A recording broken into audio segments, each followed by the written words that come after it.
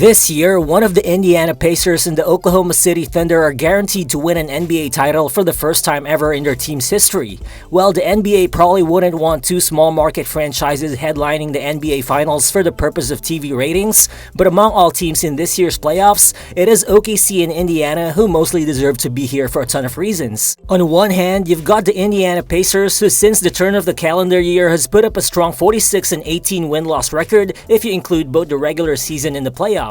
That translates to a 71.8 win percentage and would have put Indiana on pace to become a 60-win team over a course of 82 games. With the bona fide all-star level play of guard Tyrese Halinurton and forward Pascal Siakam solidifying Indiana's place as one of the four best teams in the NBA even before the playoffs started. Then in the postseason, this Pacers squad has been leading all teams in terms of field goal percentage, three-point shooting percentage, and effective field goal percentage. This team just might have the profile of a real NBA championship roster, only that they're gonna be facing a historically great opponent in the OKC Thunder, who are unbelievable all season long. This OKC team put up the second best net rating in NBA history while becoming just the 7th team ever to win at least 68 games in the regular season, and notably, out of the 6 other teams to accomplish that, 4 actually won the NBA title in that same season, while the other 2 teams won the championship the season after. OKC takes pride in their number 1 ranked defense, which led the NBA by a wide margin in both the regular season and the playoffs. They've also been so dominant in this year's postseason that they became the first team ever to win 4 games in a single playoff run by at least 30 points, behind the play of MVP Shai Gilgeous-Alexander, All-star Jalen Williams, in a 12-man deep rotation. There is a reason why the Thunder have been the betting favorites to win this year's title for quite a while now. The question is, can Indiana really upset OKC, and are the Thunder actually built to stop Indiana from doing that? Well, looking at it, the Thunder won both of their 2 regular season matchups with Indiana. In the first game on the road, OKC trailed by as much as 15 points in the first half, but they were able to claw their way back to a 6-point victory. In their second game, again, Indiana was able to build an early lead, but OKC eventually won a 21-point blowout at home. One notable thing though from those regular season matchups is that Chet Holmgren missed both games for OKC, and what stood out is the fact that despite OKC missing arguably their most impactful defender on the floor, they were still able to force Tyrese Halinurton to average just 11 points on 44% shooting from the field in both games, with the Thunder's suffocating half-court defense making life uncomfortable for him and forcing him to pass up on shots he would usually take. So against OKC's devastating set defense in the NBA Finals, you could expect Indiana to try and take advantage of their strong transition game. Whether off a missed shot, a turnover, or even a made shot, the Pacers are always looking to get out, make the early pass, and run on the open floor to get easy scoring opportunities. The Pacers are currently playing with the 3rd fastest pace in the entire playoffs, and the 1.3 points per possession they generate out of transition is the best in the entire postseason. So against this Indiana team who relentlessly pushes the pace, I think it should be imperative for OKC to prioritize crashing the offensive glass as much as they can, because obviously, the more offensive rebounds they get, the lesser chances Indiana gets to take advantage of their pace. Well, the advantage that OKC has is that they have 2 7-footers who can crash the offensive boards in Chet Holmgren and Isaiah Hartenstein. With both bigs on the floor, one can always focus on hunting for second chance points off the glass, while the other gets back in transition to limit Indiana's running game. And I think hunting for second chance opportunities is something that OKC can thrive at in the NBA Finals, especially considering Indiana's biggest weakness might actually be their size and physicality in the paint. In their 2 regular season matchups, Indiana actually edged OKC out by only 2 rebounds, so I expect the Thunder to have an edge over Indiana on the glass with Chet Holmgren now playing. But in those minutes when OKC chooses to play only one big man, it's the time I think they should prioritize getting back in transition, and if there's any team who has the personnel that can neutralize Indiana's transition attack to stop them from generating easy layups and corner threes in early offense, it is OKC, who actually has the best transition defense in the NBA this season, including both the regular season and the playoffs. But then in the half-court, the biggest question for the Thunder is, can they effectively defend Indiana's ball screen actions with with Halinurton paired with a stretch big man in Myles Turner while being surrounded by 3 other shooters on the wing? Well, in the playoffs, we've seen how the Pacers cooked big men like Brook Lopez or Cat when they defended in drop coverage, because those bigs just didn't have enough speed to recover on Myles Turner once he popped out of a screen. And when playing drop coverage, opponents try to send help off the weak side, but this just enabled Halinurton's quick passing as he was able to swing the ball to open shooters. But a good thing for OKC is they have the guards and wings who can place Halinurton under constant pressure and who can force him to make tough decisions right at the level of the screen. And unlike those previous teams that Indiana played, again, OKC actually have 2 mobile bigs in Chet and Nembhard, who both have the foot speed to close out on the perimeter even after playing the ball handler, with both bigs also being capable of switching onto smaller players. Well, Indiana's guards will probably try to put Hartenstein into action as much as they can, given Nembhard's a little bit slower, but then even if Nembhard gets switched to the ball, again the thing is, Chet Holmgren will still be somewhere around the floor, which makes it easier for OKC to stop Indiana's isolations from progressing into the paint. Or if Nembhard somehow gets completely outplayed off the floor, OKC can just counter by playing smaller and playing 5 out, with Chet Holmgren as their only big man together with 4 other wings. And with this, OKC can just switch all of Indiana's ball screen actions to take away the advantages that the Pacers would try to create, the same way OKC did against Minnesota when their switching limited Minnesota's offensive execution. Well, for sure, Indiana still got enough talent to generate something out of OKC's switching defense. Between Halinurton, Andrew Nembhard, and TJ McConnell, they have 3 guards who can get around bigs without trouble, which should still put OKC's defense in rotation. They also got physical wings in Ben Mathurin and Aaron Nesmith who can both attack closeouts and apply pressure on the basket.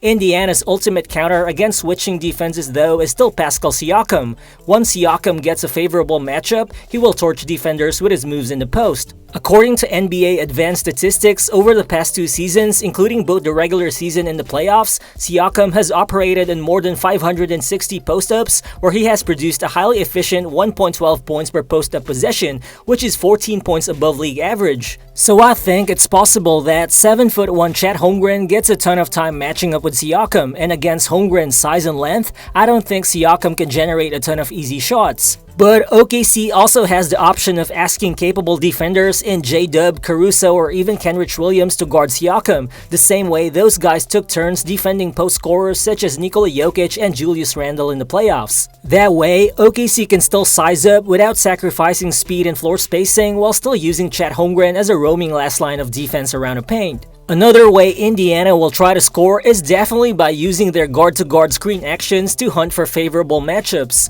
But I think, given the Thunder's plethora of capable defenders, they can just switch all throughout. For instance, at the end of games, if OKC runs a 2-way lineup of Shai, Caruso, J-Dub, Dort, and Holmgren, whichever guard Indiana will look to hunt for will just be able to defend straight up, knowing that they got elite rim protection at the back with Chet, and they always got solid gap help at the wing, and knowing that they don't have a weak link like Jalen Brunson that Indiana could constantly target on defense. Although it's worth noting that Indiana's strength lies in the fact that even if Tyrese Halinurton can't always generate an advantage one-on-one, his superb passing and quick decision-making still allows him to move the ball to the next best option. Problem is, Halinurton just hasn't faced a defensive juggernaut like the Thunder in the playoffs, a team whose defensive execution, especially with their wings, is second to none, with the speed, disruption, and chaos that could totally dismantle Indiana's quick ball movement.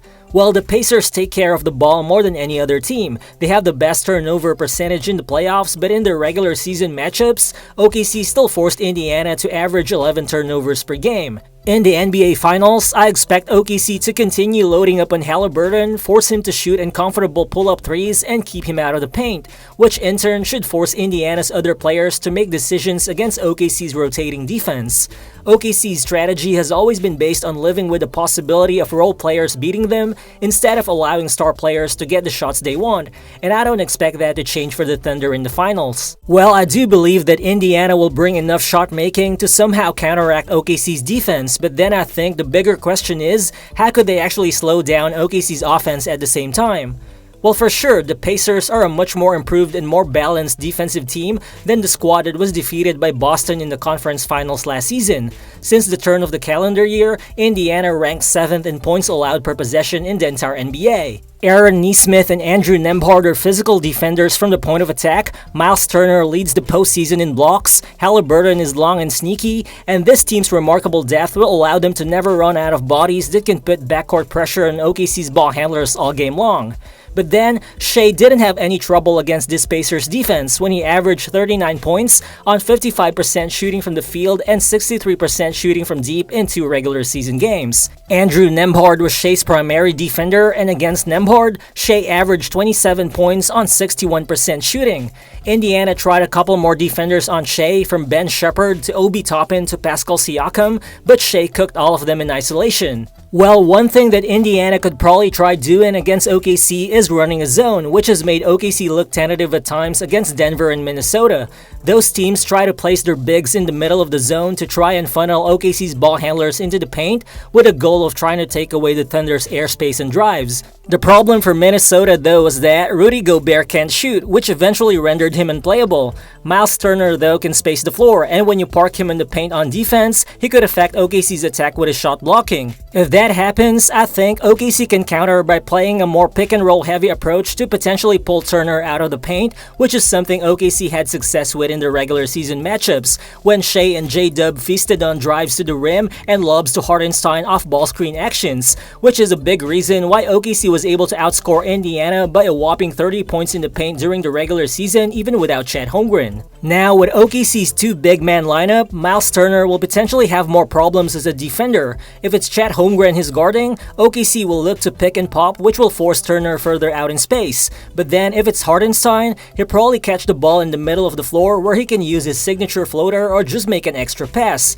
This is when Turner will have to play a traditional drop, which will then allow Shai to torch him from the mid-range because Shai is the best in-between scorer in the NBA. In those minutes, when Turner sits on the bench though, Indiana will probably mostly have Obi Toppin manning their frontcourt because he could provide athleticism and just enough shooting to keep up with OKC's scoring. But at 6'9", I wonder how he could survive against OKC's bigs on the boards. Either way, if Shai gets going with his scoring off ball screen actions, Indiana is just gonna be forced to make a ton of tough defensive decisions.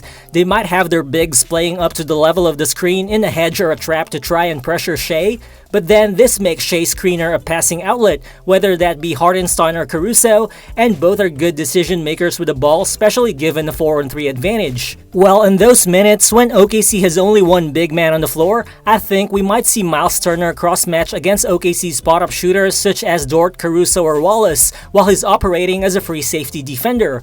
Which is why if you're the Thunder, you need those guys to make their shots off the catch, because if not, Turner won't have to worry about closing out and he could just prioritize guarding the paint. Though the advantage that OKC has is that they have a variety of shooters who you could play interchangeably. If Lou Dort or Caruso are not hitting their shots, depending on the matchup, you can have Cason Wallace, Isaiah Joe, or Aaron Wiggins who you could tap off the bench.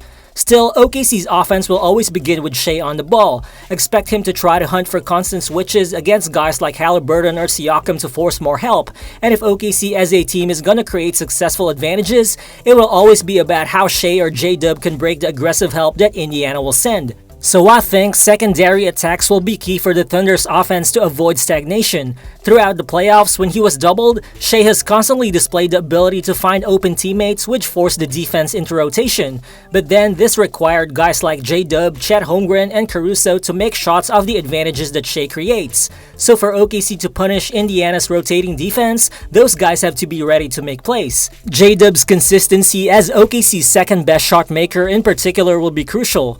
In the conference finals, we've seen J-Dub become an effective scorer when he was able to create pull-up jumpers, drive into the basket, and hit three-pointers off the catch. He averaged 22 points on 49% shooting from the field and 46% shooting from deep against Minnesota. And if he's able to put up pretty much the same numbers on a little bit better efficiency against the Pacers, with Shai also scoring at least 30 points per game, I just don't see how Indiana's defense will be able to stop OKC. Well, looking at it, Indiana has thrived in the postseason by constantly hunting for defensive mismatches, by tiring out their opponents with their roster depth, and by taking care of the ball. The problem for them is, OKC's roster doesn't really present any mismatches. They're just as deep as Indiana or even deeper, and they're the best team at forcing opponents to make mistakes with the ball.